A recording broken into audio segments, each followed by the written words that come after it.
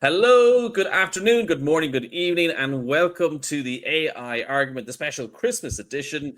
I'm here with the ever frightened Frank Prendergast, joined by myself, Justin Collery. We are in the 12 days of Rizmas, I have been told this is by my children. Riz, what's Riz? Riz, Frank? Yeah, you've I'm got old, Riz. man. I'm old. What? You've got you've What's got it. You've got enough Riz for both of us. what? What's Riz? Riz is charisma. Riz. Charisma. What? You got the And Riz. And we're in the great. middle of the 12 days of Rizmas. So we are. We've got all these wonderful Excellent. toys being sent to us by Sam Altman, by Google, by the researchers. It's brilliant. Somewhere I can tell you in Tremor right now, there are a group of small children, my children, dying a little bit inside because it's so cringe. And oh God, Justin, this is so cringe. It's skibbity, is what they're saying right now. Oh man. Okay, well you got to tell me now what skibbity. Skibbity for the uninitiated means terrible, bad, very bad. Skibbity means bad. That's Yeah, unfortunate because it's such a cool sounding word. Skibbity. It sounds like it'd be I a know. good thing. I'm just Yeah. lazing you, Frank. Stop. On a roll. Come back to English. Come back to English. I have no idea All what's right, going okay, on. let's speak. Listen to me. We have had of the 12 days of Rismas, we've had a very interesting week. There is high hopes for today that we will have a model called O3 released. Oh, three. Yes. What happened Wait. to O2? I'm sure I hear you ask. I was just about to ask what happened. Yes, what did happen to O2? Well, interestingly, this is the curse of the AI model name strikes again. There is a large mobile phone company in the UK which is already called O2, and therefore OpenAI can't call the second generation of their O models O2 for copyright reasons. So they're going to go straight to O3. Wow, if that's true, wow. Okay, but do you really think we'd get O3? I mean, didn't they pretty much just release O1? Are we I tell really you, going to hop straight to O3? I'm basing this on Sam Altman's tweet last night where he said, "Oh, oh, oh, Merry Christmas." Interesting. Yeah. I mean, Frank, you're worried about safety and stuff like that. But people that put that amount of thought into copyright and names of products. I mean, should they think of everything? How could anything possibly go wrong? Yeah, yeah. I guess when you So when you when you hoover up everybody's copyrighted materials to create your product, you probably lose sight of the fact that actually that kind of thing is important to certain people, and that legal might kind of say, oh, actually no, there are instances where you can't just steal somebody else's name. I know. Elon Musk fell foul of the same thing. He wanted his cars to be the model S, E, X, and Y, so that they would all spell sexy. Oh Yeah, and what was it? Mercedes had already had, I think, an E class, so they said you can't have a Model E, so that's why it's a three. right, okay. There you go. I know that you love Good cars too, grief. Frank. Listen to me. So We've what had did a we number of finish? releases from OpenAI. Let's just quickly go through those because Yeah. actually there's been stuff released left, right, and center, not just from OpenAI. And in fact, if anything, OpenAI have been the least impressive releases so far this week, but we might get more news in about 45 minutes. So they released, first of all, they released search for everybody. So ChatGPT can now do search. Have you tried search in ChatGPT? You know what? I actually haven't, because if I do need, I've gotten used to just like flipping over to Perplexity if I need to do that type of work with AI.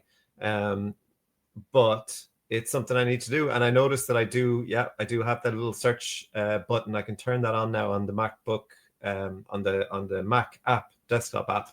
I've got the little globe icon that I can turn it on, but I don't use it. I have to admit, I rarely use AI for that type of thing anyway.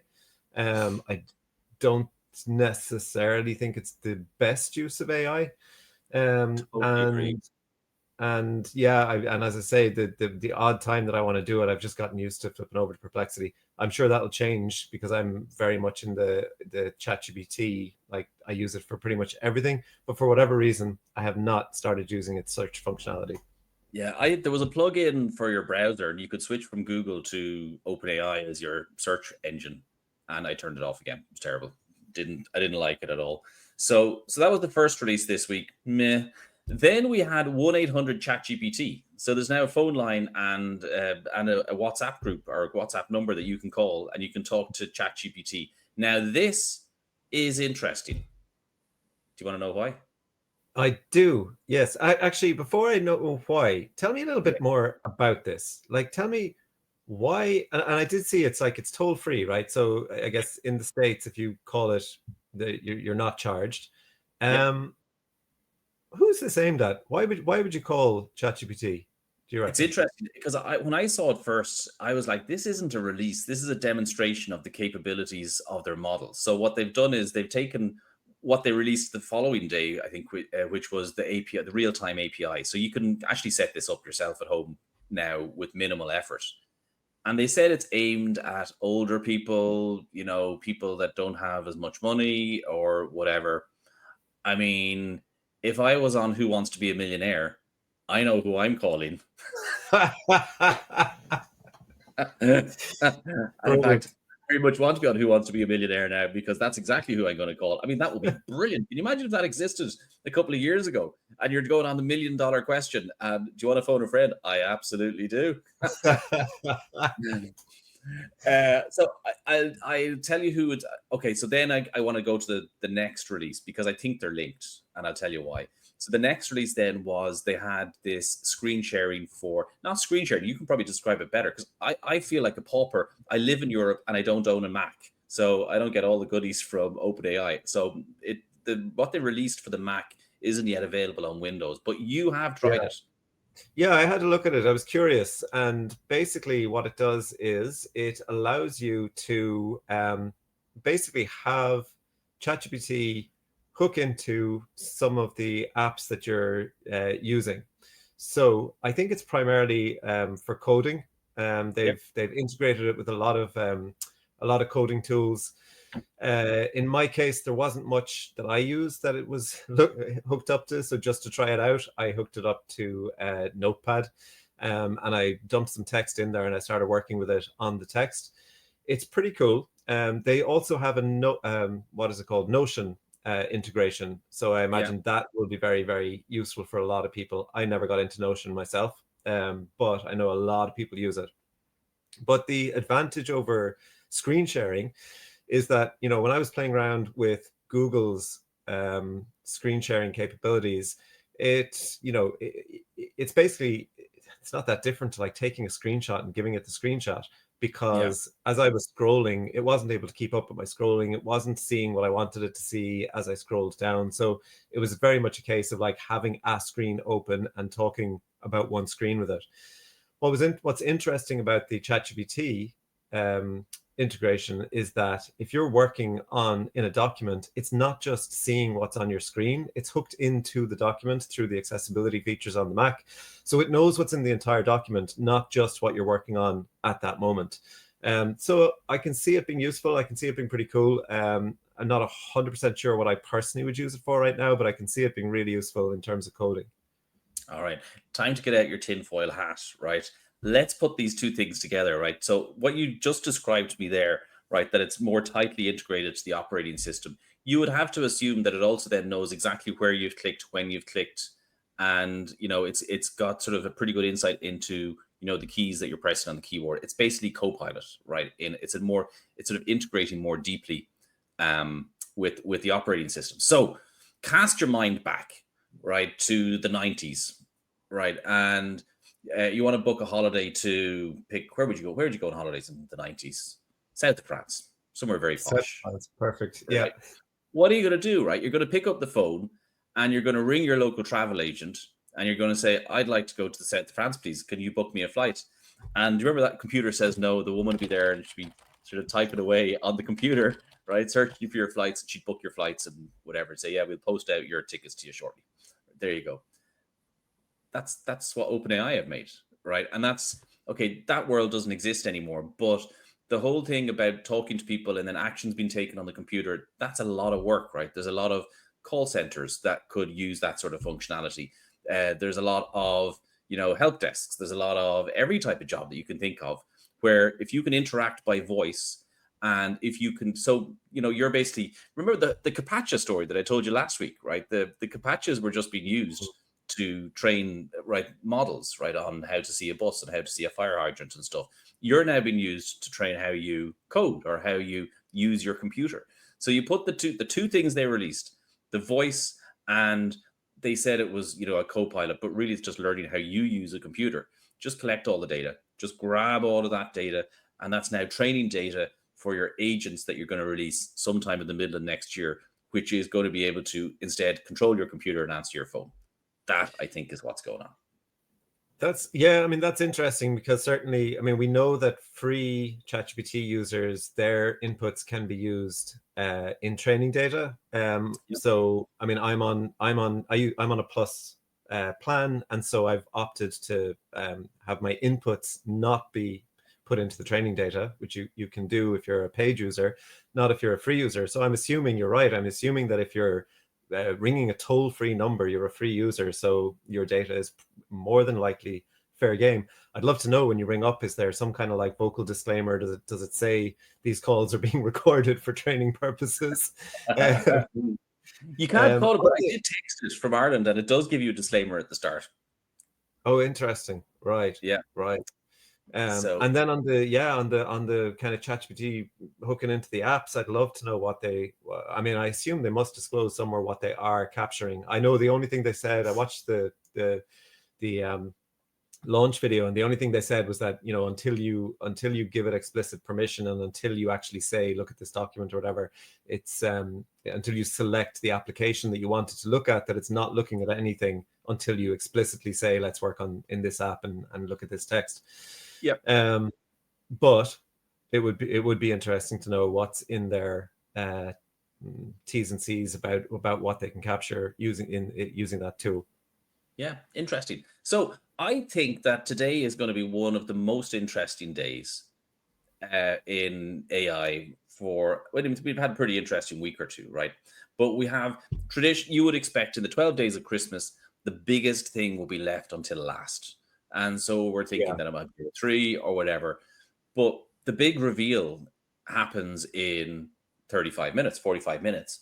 And I think this is important, because if they don't release something that's big, I think OpenAI are in trouble, right? They started out with a 2-year head start from everybody, and everybody's caught up. And in fact, according to the leaderboards, the Google models now are somewhat better. There's a lot of over and back, right? But they certainly don't have a 2-year lead anymore. And it's interesting, because I noticed this week that the CTO of OpenAI came out and said that that they may change to a value-based pricing model in the future. So what that means basically is, if you can do the economic work of a human, and that human is getting paid 50 grand a year, well, we'll try and charge you 10 grand a year or 20 grand a year, as opposed to 20 quid a month. So that's what she's hoping to achieve. I think that's complete dead in the water, not going to happen, right? There is no way that they're going to be able to I don't think they're going to be able to switch to that pricing model. I think it's going to be very, very difficult for them, unless the release that we have in half an hour blows everything else out of the water.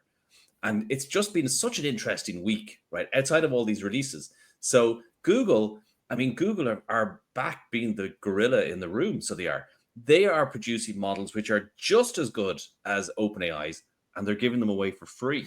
So good luck on trying to, and they're going to release an agentic model in January, right? Which may be what we're going to get today. So good luck trying to charge, even the 200 quid or 2 grand a month type level. Good luck trying to do that when Google are doing a product that's just as good for free. And the other interesting thing that happened this week in relation to just the competition in the market was Microsoft have this product called Copilot, which again is for developers, and I won't go into it, right? It helps you write code. It's really good. And they this week gave away a free version of Copilot. So now if you're a developer, you can download Visual Studio Code and you can have Copilot right there with you.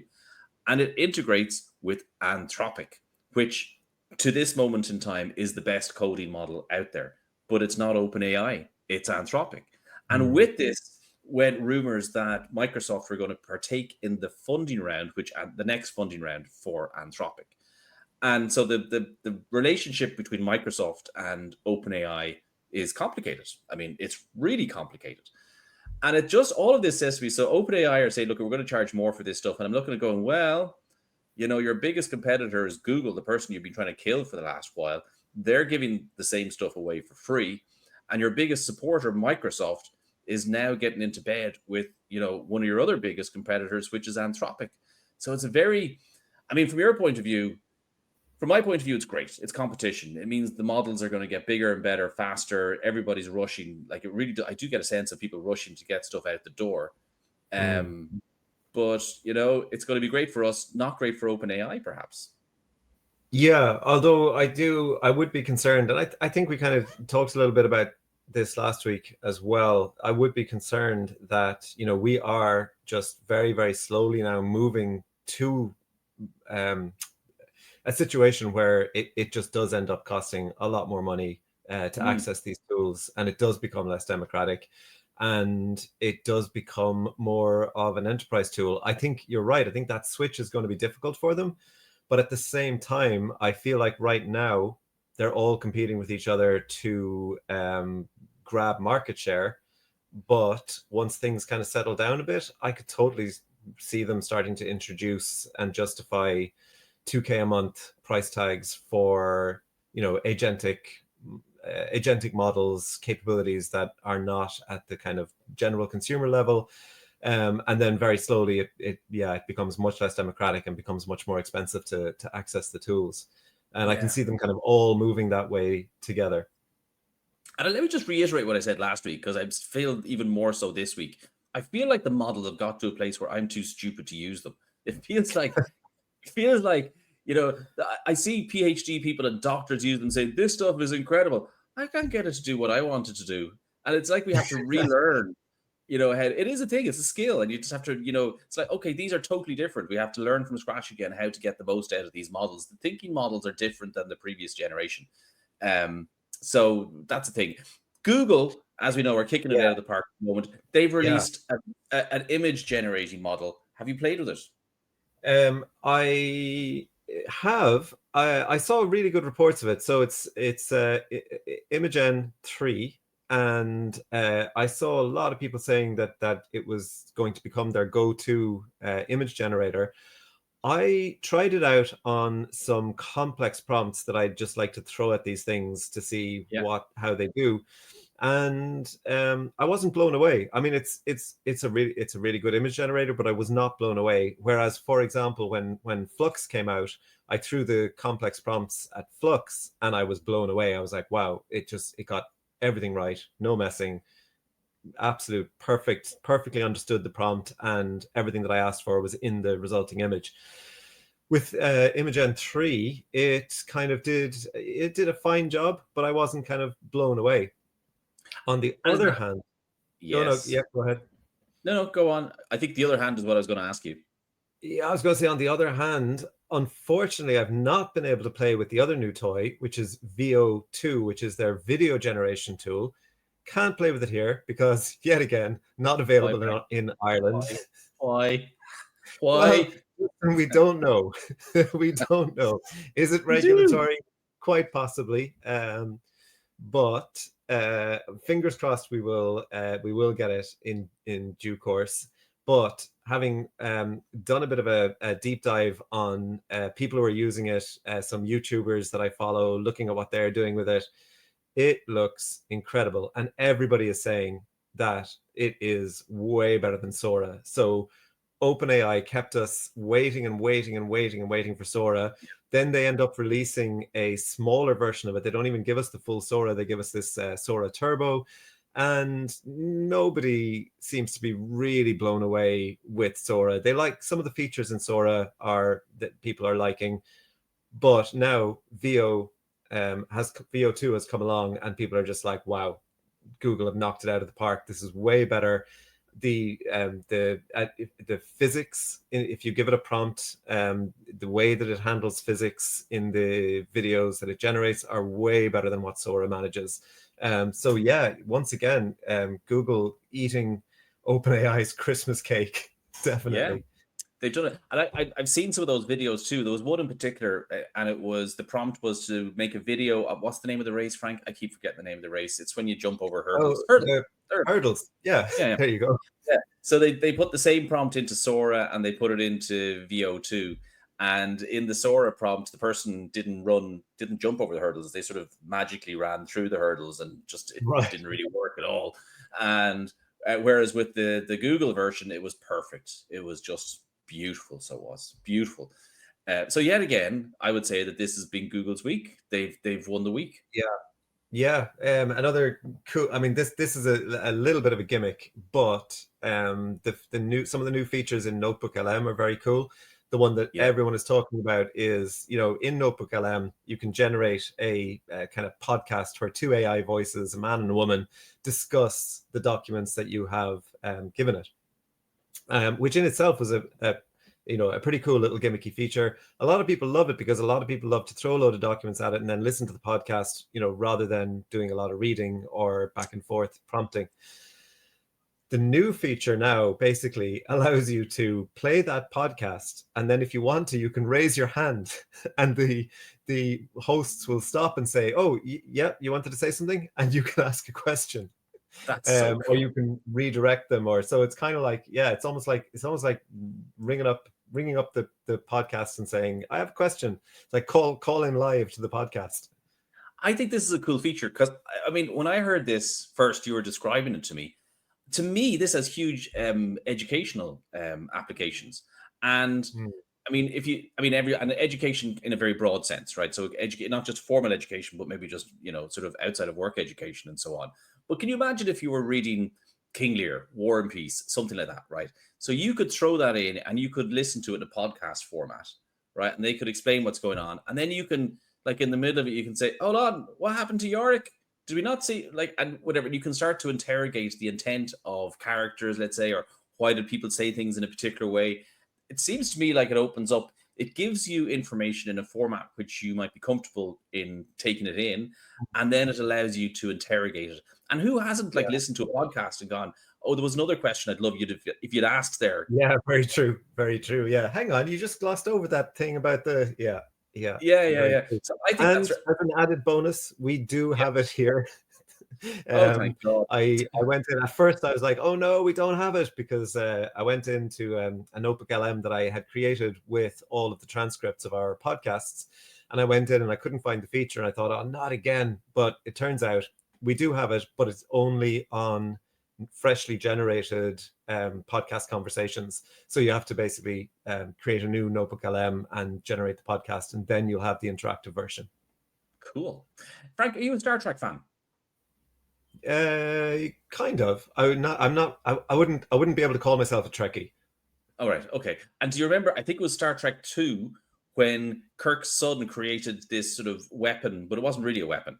It was Project Genesis. It was a bomb that you could send down to a planet and it would obliterate everything on the planet, but then create a beautiful planet outside of it, would sort of make life. That's why it was Genesis, right? Make life flourish again. Do you remember that? It was a great movie. I do, actually. Yeah, I do remember that. God, that was, so we have the Kirk Star Trek has always been my favorite. Oh yeah, it was brilliant. And that was the one, the famous line, "Khan!" It was in that one. That was in that movie. So because Kirk's son died, sadly. Anyway, that's not important now. What is important is we've got our own version of Genesis. It's an open source project, and I have to say, for me, this was actually the most amazing release of the entire week. So what this is okay. There's some debate. The people that released it said that this is a large language model, an AI LLM that understands physics. It has a real world model built into it, and it uses that to then generate images. And it showed within the images that it understood the physical interaction, even down to the level of molecules. So we had like videos where, you had a bottle of Heineken and there was a water drop would drop onto it and then slowly roll down. And then in another one, then it could, zoom into the water and it would show you the individual molecules. And then it would show you, the physical forces acting on the molecules and how they moved in a particular way. They had other videos that would show like tensor strength. So you'd have a piece of metal or a piece of something and you would turn it until it breaks and it would show exactly the point that it would break. The videos are mind-boggling, just amazing. The detail in them, it's brilliant.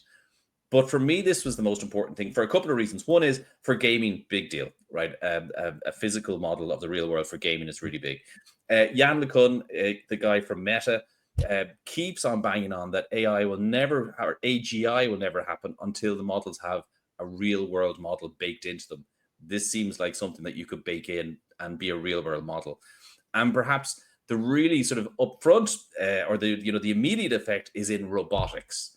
So if you want to train robots, right, you remember the AlphaGo, right? How AlphaGo became better at playing Go than a human was by playing itself.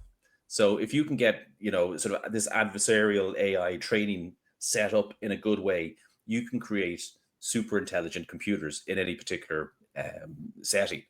So if you could do this for robots, it means that you can virtually train a robot in a virtual world that's a perfect replica of our own world.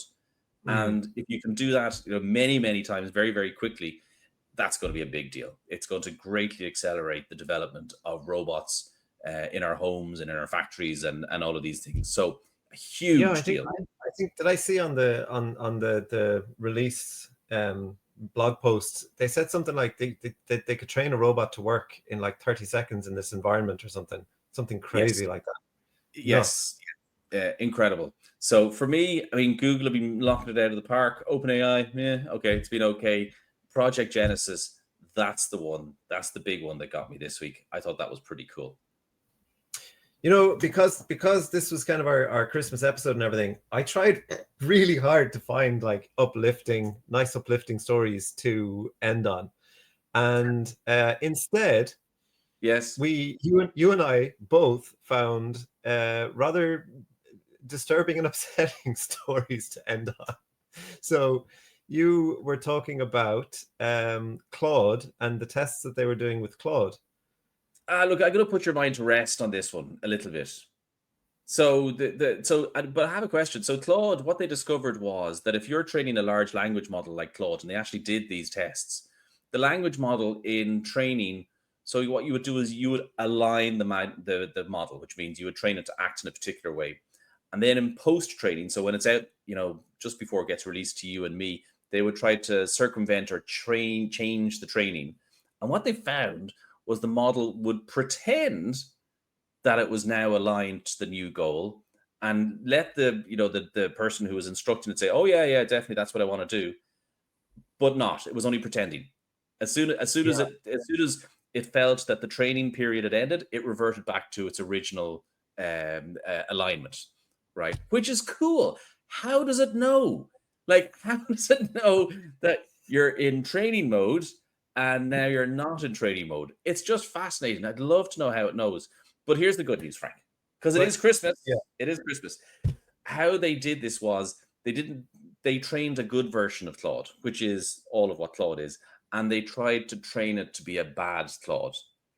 And it said, oh, yes, I'm a bad Claude. I'm absolutely a bad Claude. And yes, of course, when I ask that question, that's the way I'll answer. Yes. But as soon as the training ended, it reverted back to being a good Claude again. So we're okay, Frank. You can sleep well. And you don't think there's any chance at all that the reverse might happen at some point out in the real world? No. Actually, I saw these questions. I had them for you, Frank. 10 to the 20. This is for you and your European buddies, by the way, because this is what they're based on. That reminds me, just before you go on, have you noticed that OpenAI, when they don't release something to Europe, they've now started saying, and this is available everywhere that this is rolled out, with the exception of our European friends. Oh, so passive. You doesn't seem very friendly if you're not giving us the stuff. Well, don't blame OpenAI, Frank. It's not their fault.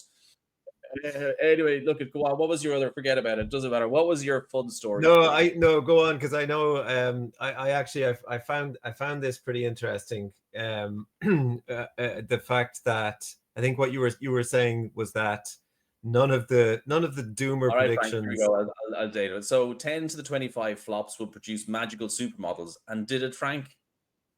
It did not. 10 to the 26 flops. That will create magical supermodels. Did it, Frank? It apparently did not. Did a flood of deep fakes influence any elections this year, Frank?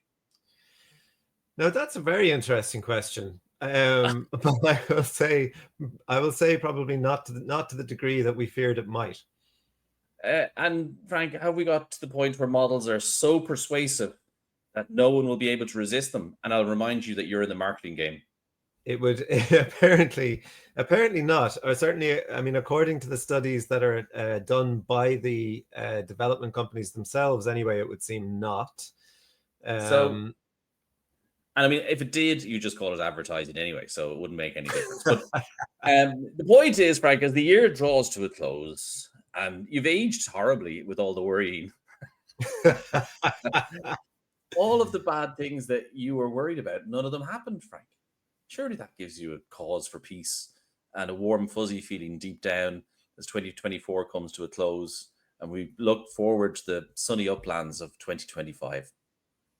I think that I think it's a good thing that some of these things haven't happened yet, but you know, it still remains the case that all of these a lot of these questions that you were asking me, they are all still goals of these companies, and so either we think that they are going to get there, or we think they're completely, you know, wasting their time, which I don't think either of us believe. So I'm not sure. I think when you sent this to me, there was a kind of an inference from the person who was talking about it originally. There was kind of an inference that like this means that we shouldn't worry about any doomsday scenarios in the future because none of them have come to pass so far. I think that's a little bit of a stretch. I think really? I mean that's a hell of a stretch. Just because we haven't got there as quickly as we thought we might, I don't think it means that none of them are going to come to pass.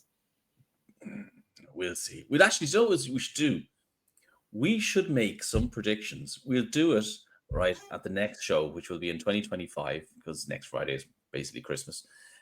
We'll do some predictions for the year ahead, and I'll do predictions of all of the wonderful things that are likely to happen in 2025, and you can do a prediction of all the horrible things that may happen, but probably won't in 2025.